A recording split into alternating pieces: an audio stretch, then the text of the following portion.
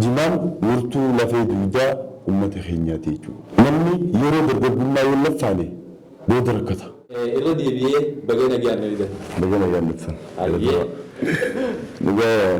Gaafiin deebi'ee dura osoo barachuu baadde. Nama laafaan turreeyyan.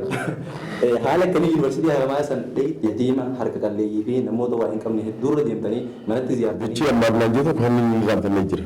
Gaafaan sooshaal seenuu namni baay'een sababni naachuraal seenanii waan ajaa'iba namatti ta'u. Horii ni qaba.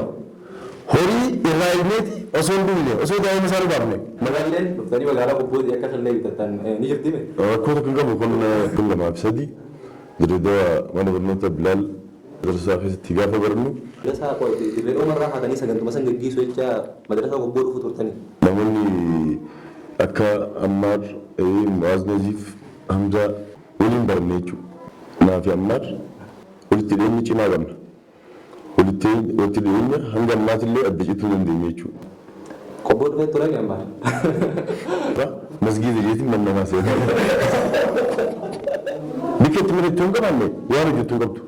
Harisitti ijaarree kan xumurree irraa alhamdulillahi waajjira qabnaa galma qabnaa. Ejjennoo ishee wajjin sagantaa gaarii akka qaban.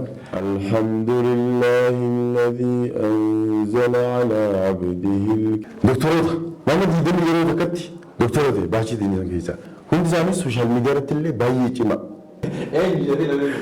Kun nanaa miti. Kan akka Dr. Abdulhakiim namoota Dr. Hamzaa Baatolee Abubakar Musaa nama seenaa guddaa qabu. Jijjiiramni ati bultii ijaartee fi osoo bultii hin ijaarin jiru maali?